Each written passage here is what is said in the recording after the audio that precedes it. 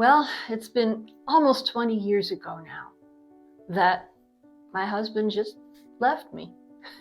The night before, he told me he was going to leave, and the next day, sure enough, he packed up all of his stuff into his car, including the tools, which that was kind of hard for me because I like my tools.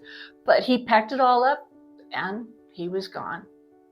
Now, I live in Guatemala, and at that point, we'd been in Guatemala for about 7 years working as missionaries.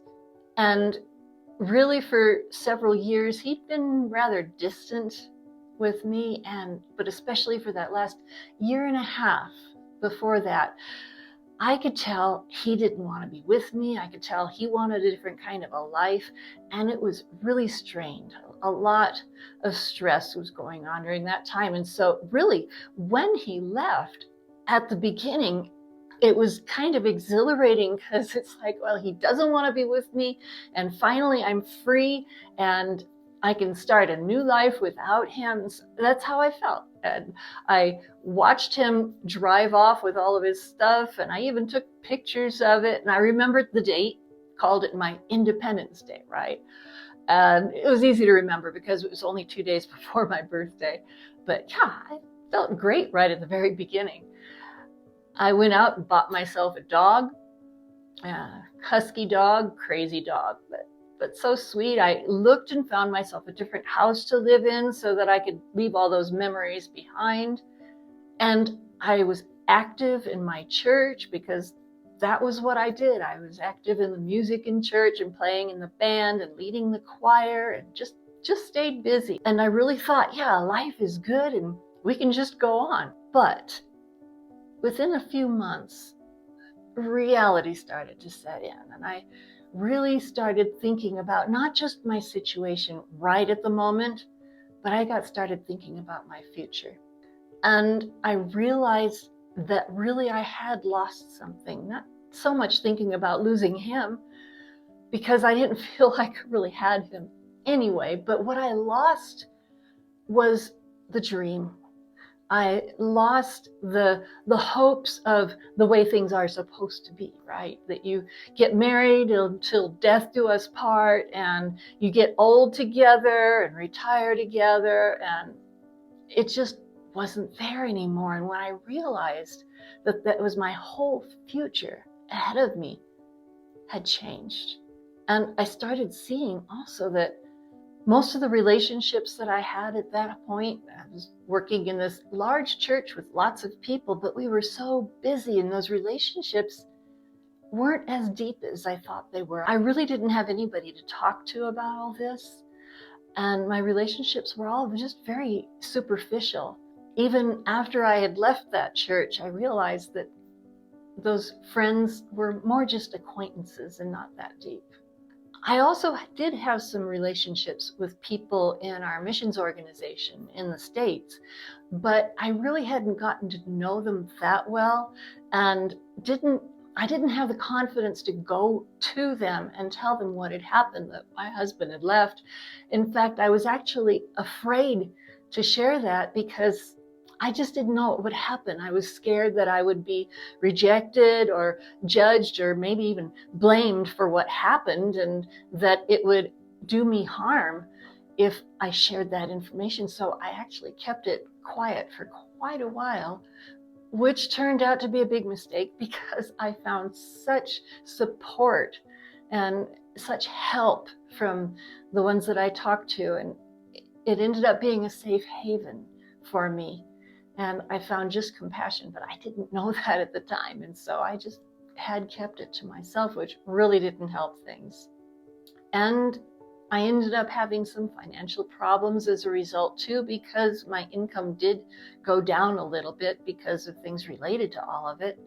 And to make things even more complicated, at that point, my daughter, who had married a Guatemalan and she had a little girl, was in a pretty difficult relationship, and her husband was being abusive and rather controlling, and he cut off all communication between them and me. So I was dealing with all of this drama going on at the same time. And that's when things really started spiraling downward. I started losing hope. I started losing desire. I started losing interest in everything.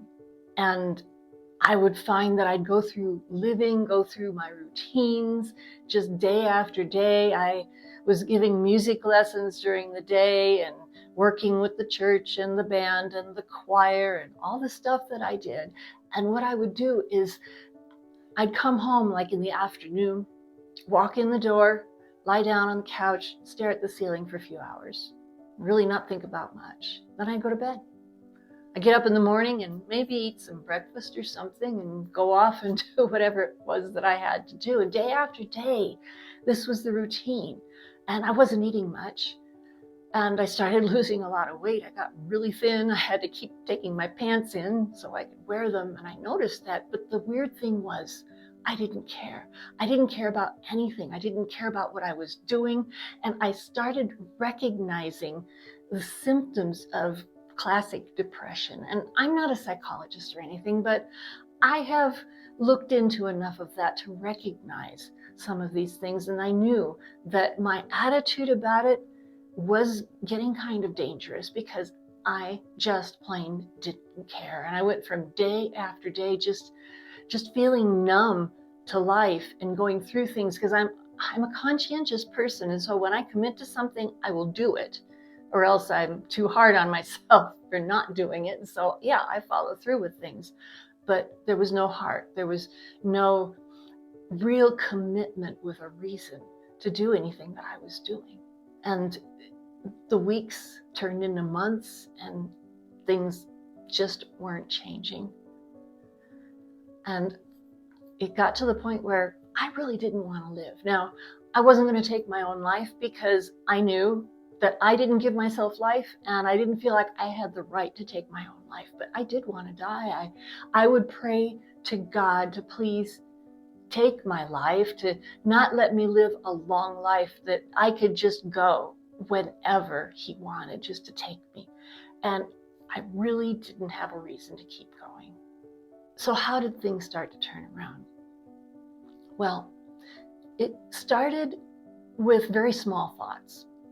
Small thoughts that it wasn't even like, a rope that I could grab a hold of and pull my way out of this, but it came down almost just like threads. It was such small glimmers in these thoughts. And it was actually like, if you can imagine a large dark place and somebody at a distance lights a match, that even if it's just a match, you can see it from a long way away, because there's just something about light in darkness. And that's kind of how these thoughts were that I started getting. And I know that these thoughts came from God. And I started thinking, for where I live and the situation around me, I started thinking that I wasn't alone in what I was going through, that there were so many other women going through similar problems, that I was not the only one. And I had to stop basically feeling so alone and feeling sorry for myself and all of this, because it wasn't just me. And as these thoughts continued to kind of build, I realized that if that were true, that my pain could have a purpose. Now, I know that God didn't cause the pain, but I know that He also takes pain and gives it a purpose. And I saw that there was something that could be done as a result of what I was going through. I started seeing that before this, I would come across women who were going through hard circumstances, and I really didn't know what to say to them. I really didn't have a story to tell, because I hadn't had these experiences, and I realized, wait, I have a story to tell. I have an experience. I can tell about what I've been through and maybe give somebody else hope, help them find a way out. And that desire, just bit by bit, began to grow in me until I did contact a friend of mine that I knew had communication with some organizations that helped women. And so I got a hold of him and he put me in touch with an office that was a public defender's office working with the government. And I went in and started volunteering, helping women who were in similar situations, having problematic marriages and separations and going through divorce and all the stuff involved with that. And I started doing a bit of counseling. We had a self-care group that these women came and were learning crafts and things and spending time with each other and talking. And it was very therapeutic for them, but it was also therapeutic for me. I started seeing that I could actually make a difference in their lives. And I also started working in a women's shelter where girls, really, it was teenage mothers more than anything. These girls were there who had been victims of domestic abuse. And I went in, I worked picking up day-old bread at a bakery and took it a couple times a week, and we met every week and had activities and crafts and Bible studies and working with them. I did that for several years. Even got involved in jail ministry as a result of this, working in the women's jail with a group there, and even in the men's prison too, that we had programs with restoration and reconciliation with the men prisoners. And all of this was going on and building things into my life that never would have been there otherwise. And it was strengthening me. And with that, I saw that I could take that negative experience that I went through and turn it around. Now, just an update on what the situation is now that it has been nearly 20 years since that all began. And now I have reconnected with my ex, and my daughter and my grandkids are living with me now, and that's a whole another story, maybe another video. But we've reconnected with Grandpa, and he comes and visits every once in a while. We're on very friendly terms. He'll come for birthdays and stuff. He lives about 3 hours away, and come a couple times a year, and we'll eat too much and we'll laugh too much and talk about old times. And he goes home.